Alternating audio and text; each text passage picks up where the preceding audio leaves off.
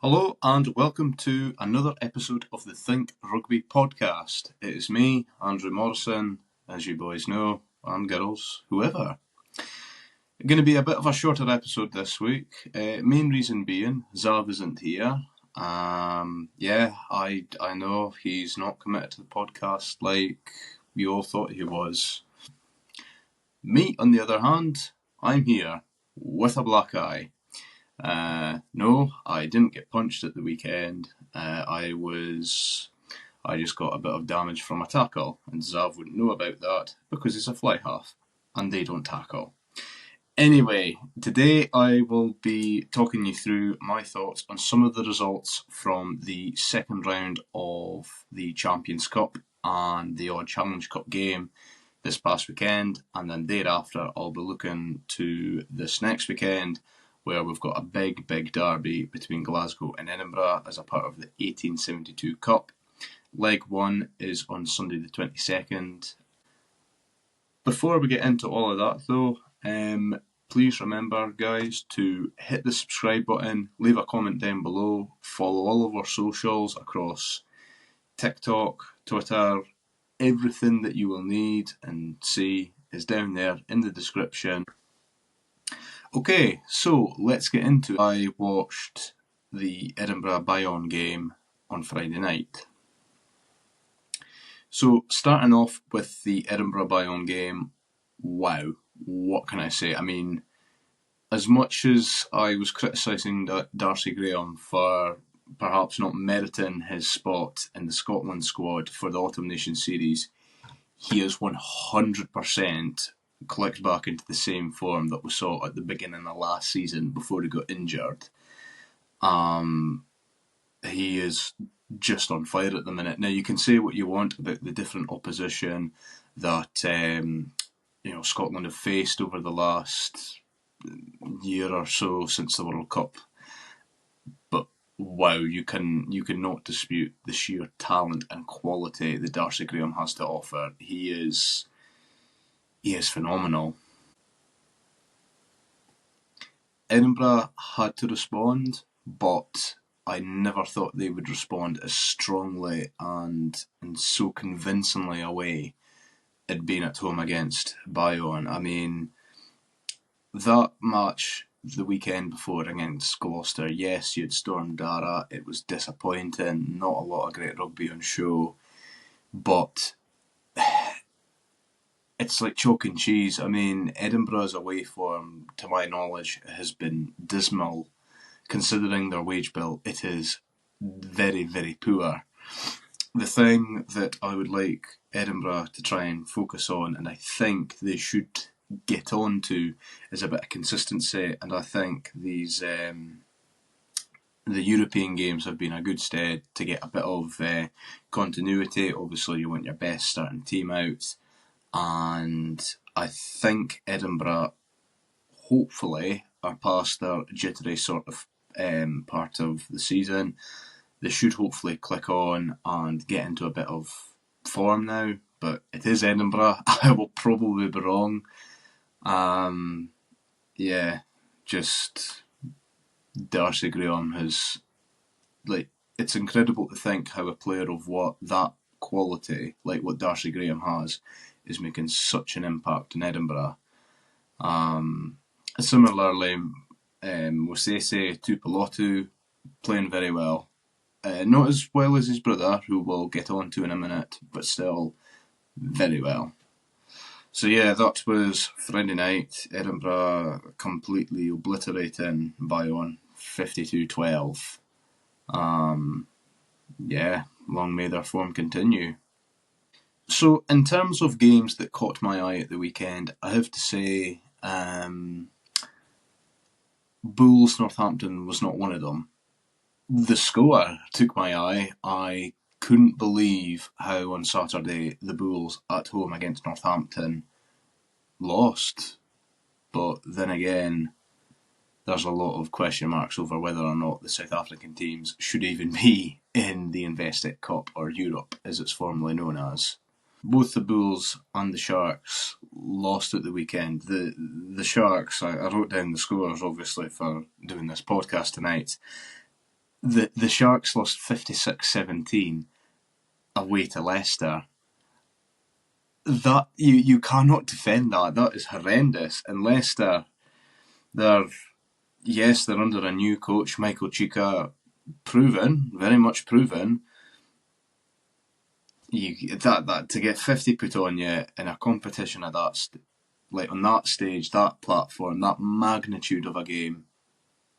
I'm sorry, but that is. I think. I mean, if we were to bring back Hero and Twat of the Week, I think, like the Sharks, with the amount of talent at their disposal, albeit, yes, we've seen stronger Sharks teams at the weekend. That was so disappointing for me. One game that I thought was going to be a very, very positive outlook for rugby, and a marquee game for the weekend was Leinster Clermont, but 15-7, I have to say I was a bit disappointed with that. And I've talked enough about the IRFU and Irish teams. They don't care. The Irish don't watch this podcast. I'm done with Leinster for another week. Moving on to Sunday though, I watched the Toulon Glasgow game. I have to say that first quarter, 100%, that was all Toulon. What I was very surprised about was how Toulon, Matt Carley made it very, very clear in the beginning of that game, with how he was managing it. I think the refereeing style really suited Glasgow. It was quite more of an English kind of input into the game, as it were. I mean, he did say at one point, this isn't the top 14, let's get on with it. So I think the pace of the game, with how Matt Carley was refereeing it, definitely suited Glasgow, definitely gave them a bit of an edge. Both teams, I thought, could have been a bit stronger. They could have been a bit weaker, but there you are. I can see why Franco Smith tried to rest a lot of his key players. I mean, for example, Fagerson wasn't playing, Xander, that is, George Horn wasn't starting, both of which were on the bench. And I feel that although Glasgow, I would say, they were showing to begin with in that opening quarter what they were made of, and that's we can defend, and then eventually Toulon go down to 13, and then Glasgow go up the park and score, and it was, I loved the ruthlessness. I've been saying, me and Zav on this platform for quite a while now, that Edinburgh and Glasgow, there's such a difference. I mean, although a lot of the boys are still tied up with the Scotland setup, there's such a difference between the moods and the temperaments of the players when they're in their respective clubs. I mean, for me, Edinburgh would never ever go away and properly stamp their foot on the throat of the opposition like what Glasgow did there. That was incredible. I mean, to go up the length of the park and score, I mean, incredible by Josh Mackay. Big shout out to him.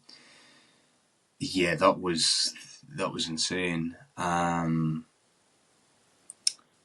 I thought that the tries that Glasgow conceded in the second half, or rather the first try that comes to mind, very poor defending. You can't. Fair enough. I mean, I hate the saying 80-minute performance, but the defending was not there as much as what it should have been for Glasgow, especially in that second half. But fair play to them. They came back, and if Donkey Weir had nailed his penalty, Glasgow could, because we don't know what, scoring points changes games, changes the outcomes and the flow and the mood of everybody involved with the rugby game, including the crowd. Had Donkey Weir gotten that penalty, you're obviously like, well, that's an extra 3 points. The final score was 30-29 to Toulon. Obviously, an extra 3 points, that makes it 30-32. in Glasgow's favour. Moving on, the only other result I want to talk about is Exeter at home against Toulouse. 21-64. Toulouse won 64 points to 21 away to Exeter.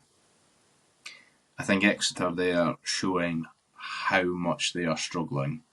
You had the top of the top team even of the top 14 against the bottom team in the English Premiership. So yeah, it's definitely not as simple as to say, oh yeah, I mean, like, the English Premiership it's grossly overrated, which it is. It is from time to time. However, I mean, you know, because Leicester bet the Sharks at home. Toulouse, I think, are that good that, yeah, Exeter, in my opinion, were always bound to lose.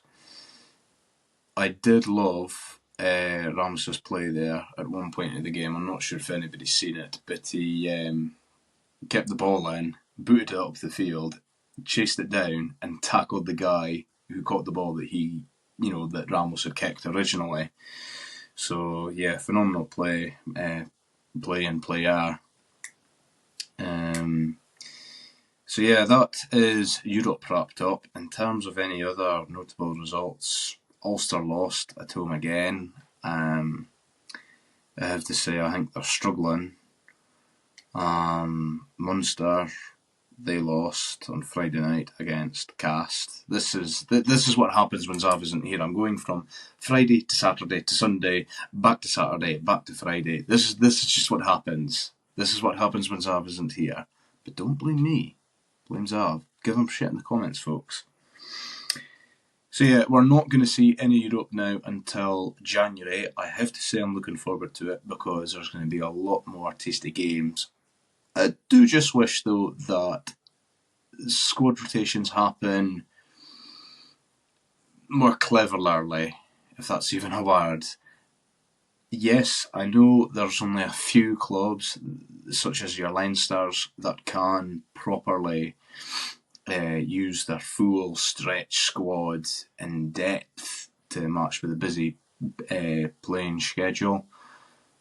But I mean, like say Glasgow, I mean, to me, if they had their full fit team firing on all cylinders, they would have beaten Toulon at the weekend. But that's hearsay, we'll never know.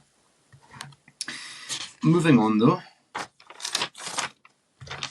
this weekend will mark uncharted territory for Scottish rugby. Yes, on Sunday, the 22nd of December 2024, at 3 o'clock, Glasgow will host Edinburgh at Hampden Park. To my mind, over 20,000 tickets have been sold, which is roughly just under half. I think Hampden is about 50-something thousand. I honestly can't remember how much it is, and I think fair play.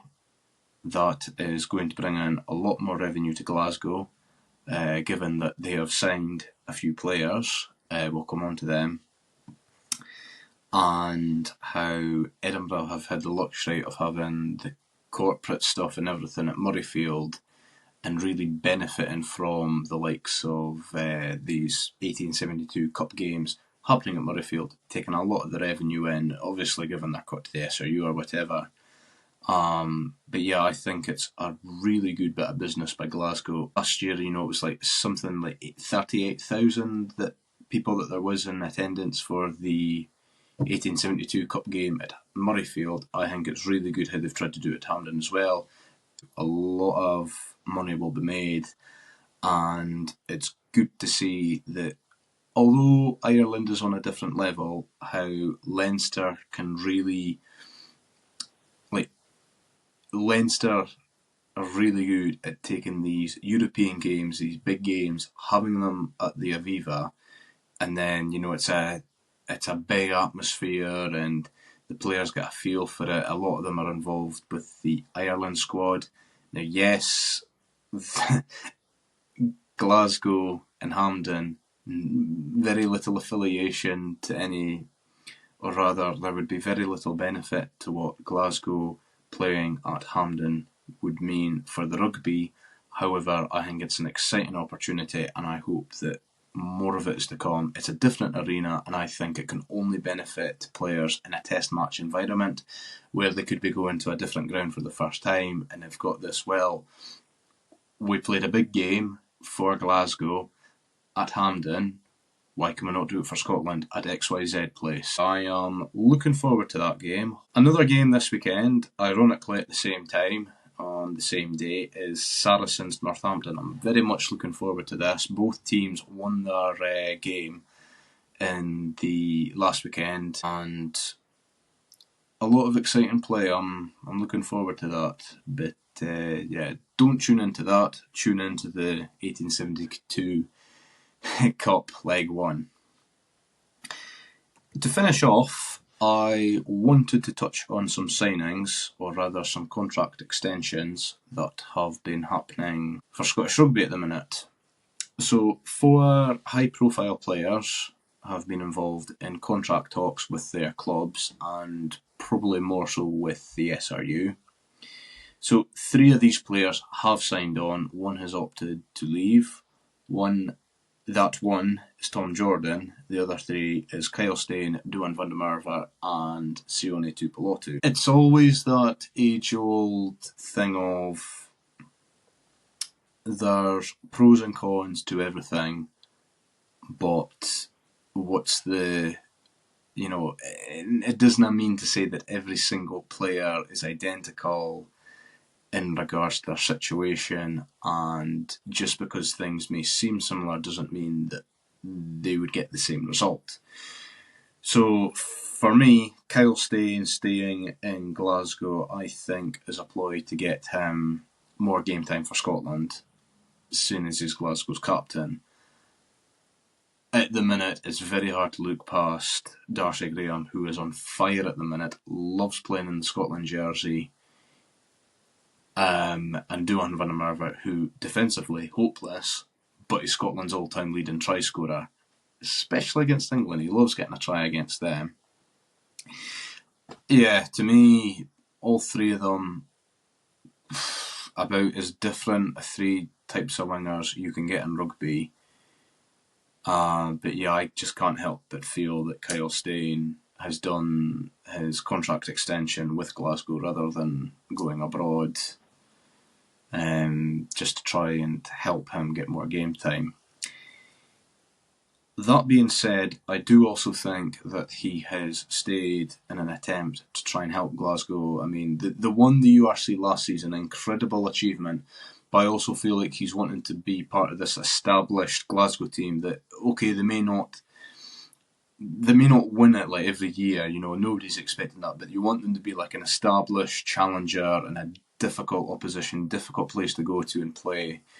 Like what Munster have been in the URC the last couple of seasons. I feel like he's part of this big project for the time being for Glasgow to be this, not a juggernaut, but this big, difficult task for any team to try and go and defeat them on their home turf. If I can even speak for, I'm turning it Zav, Van der Merwe, very similar reasons. However, I think he's tried doing the whole being at Edinburgh, went to Worcester. Obviously, if Edinburgh go bust, the SRU effectively are bust as well. So I can see why he stayed, but the whole, Edinburgh is my home and I want to repay everything. I'm like, well, it's cheesy and I would never ever accuse somebody of lying about stuff like that, but for me, I'm like, Hugh Jones doesn't come out and say anything like that, and I would argue he is as good for Glasgow as what he is for Scotland. Duan van der Merwe is 100% more suited to being a test match player rather than a week in, week out club player. I'm willing to be proven wrong. That's my thoughts. And Sione Tuipulotu, not surprising for me. He's Scotland captain. I think he's settled here. His brother's on the go now. It's a big wage, similarly to van der Merwe and probably Steyn as well. But yeah, I'm not surprised by Sione Tuipulotu. Whilst I may sound a bit of a hypocrite with everything I've literally just said about Van der Merwe, I feel like that does more apply for Tuipulotu.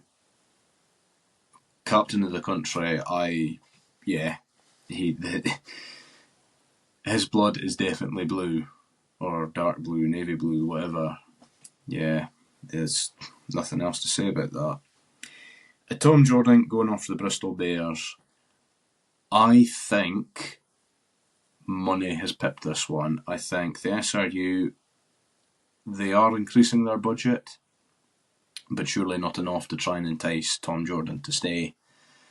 I see why he's went to Bristol, just with the whole, something different, but the SRU are going to be quite frustrated with that, because, dare I say, he's probably second choice fly half for Scotland at the minute. I mean, yeah, you've got various different players that can play there, but off a current form, Hastings is injured, and Ben Healy is almost completely out of the picture at Edinburgh. His form has plummeted this season. I don't know if that's something to do with Sean Everett or not. His form has plummeted down, and Ross Thompson made the switch from Glasgow to Edinburgh because he wasn't getting a game for Glasgow. So I really can't help but think that Tom Jordan has been enticed by money to go to Bristol, because the SRU, looking at it, could think, probably our second choice fly half at the minute. Why shouldn't we try and keep him? Not just that, but he could also play 15 as he did in the Autumn Nation series. So yeah, that's my thoughts. But no, I have to say, very good business by Scotland. I am looking forward to how the Six Nations next year is going to go. And yeah. So yeah, that's going to be the end of this podcast. It's a shorter one. Hopefully you lot didn't miss Sav too much. I mean, I certainly didn't. But yeah, if you did, or if you didn't, or you miss Sav's hatred of South Africans, be sure to let us all know in the comments below. Hopefully Zav will be back next week, and yeah, I look forward to it, where we will be reviewing some of these games that are happening over the festives. So yeah, please like, subscribe, see all our other different socials in the description, and I'll see you later.